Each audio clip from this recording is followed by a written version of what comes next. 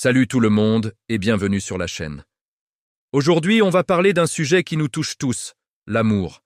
Mais pas l'amour des contes de fées, celui qui tombe du ciel et qui dure pour toujours sans le moindre effort. Non, on va parler du véritable amour, celui qui se construit, qui se nourrit et qui grandit jour après jour.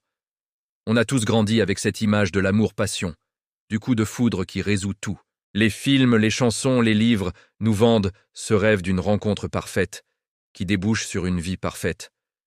Mais la réalité, c'est que l'amour n'est pas une destination, c'est un voyage.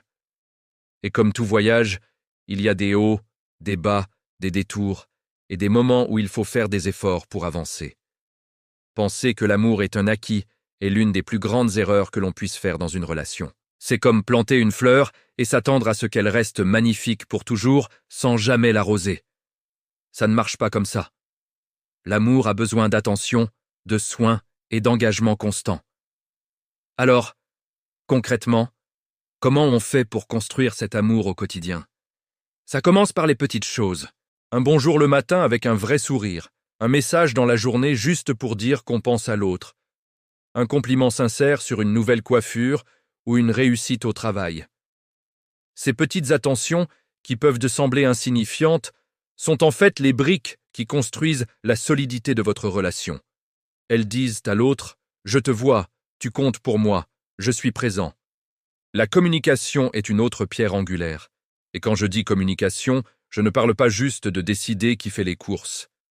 Je parle de la vraie communication, celle où on ose être vulnérable, partager ses peurs, ses doutes, ses rêves les plus fous. C'est dans ces moments de vulnérabilité partagée que les liens se resserrent le plus.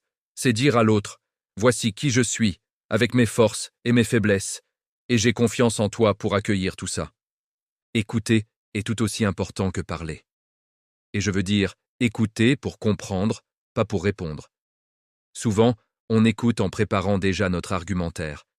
Mais la véritable écoute, c'est se taire et essayer de se mettre à la place de l'autre. Qu'est-ce qu'il ou elle ressent vraiment? Quel est le besoin qui se cache derrière ces mots? Quand votre partenaire se sent vraiment écouté et compris, un sentiment de sécurité et de confiance s'installe, et c'est un terreau incroyablement fertile pour l'amour.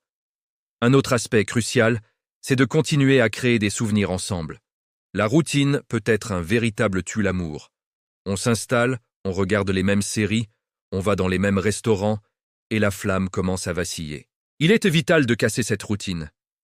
Planifier des soirées en amoureux, essayer une nouvelle activité ensemble, que ce soit un cours de poterie ou une randonnée en montagne. Partez en week-end sur un coup de tête. Ce n'est pas la grandeur du geste qui compte, mais l'intention de continuer à explorer le monde et à grandir ensemble. Ces expériences partagées deviennent votre histoire commune, un trésor de souvenirs heureux sur lequel vous pourrez vous appuyer dans les moments plus difficiles. Parce que oui, il y aura des moments difficiles. Aucune relation n'est un long fleuve tranquille. Il y aura des désaccords, des disputes, des moments de doute. C'est normal. Ce qui fait la différence, c'est la manière dont vous gérez ces conflits. Voir un désaccord non pas comme une bataille à gagner, mais comme un problème à résoudre ensemble, ça change tout. Au lieu de « toi contre moi », ça devient « nous contre le problème ». Apprendre à s'excuser sincèrement, à pardonner et à ne pas garder de rancune est une compétence essentielle pour la longévité d'un couple. Chaque conflit surmonté ensemble renforce votre lien. C'est une preuve que votre amour est plus fort que les difficultés. Il est aussi important de soutenir les rêves et les ambitions de l'autre. Être le plus grand fan de votre partenaire. Quand il ou elle veut se lancer dans un nouveau projet, changer de carrière ou apprendre une nouvelle compétence, votre soutien inconditionnel est le plus beau cadeau que vous puissiez lui faire. Célébrez ses victoires comme si c'étaient les vôtres et soyez là pour le ou la consoler dans ses échecs. Sentir que l'on a quelqu'un dans notre coin qui croit en nous-mêmes quand on doute de nous-mêmes. C'est une force incroyable. Et n'oubliez jamais l'importance du contact physique. Je ne parle pas seulement de l'intimité, mais de tous les petits gestes du quotidien. Tenir la main en se promenant, une caresse dans le dos en passant, un câlin sur le canapé. Le contact physique libère de l'ocytocine, l'hormone de l'attachement. C'est une manière simple et puissante de maintenir la connexion et de se rappeler, sans un mot, que vous êtes une équipe. Il faut aussi se rappeler que l'amour se construit à deux, mais avec deux individus complets. Il est essentiel de garder ses propres passions, ses propres amis, ses propres moments de solitude. L'amour ne signifie pas fusionner au point de disparaître. Au contraire, c'est en continuant à vous épanouir individuellement que vous apporterez le meilleur de vous-même à la relation. Avoir des choses à se raconter le soir, avoir un jardin secret, cela rend la relation plus riche et plus intéressante. L'amour, ce n'est pas être dépendant de l'autre, c'est choisir d'être avec l'autre chaque jour, parce que votre vie est meilleure avec lui, pas parce que vous ne pouvez pas vivre sans lui. Enfin, je dirais que construire l'amour au quotidien, c'est faire un choix conscient. Chaque matin, on peut se réveiller et décider de se concentrer sur les défauts de l'autre, sur ce qui nous agace, ou on peut choisir de se concentrer sur ses qualités, sur tout ce qu'on aime chez cette personne, sur la chance qu'on a de l'avoir dans notre vie. C'est un changement de perspective qui change tout. La gratitude est un moteur puissant pour l'amour.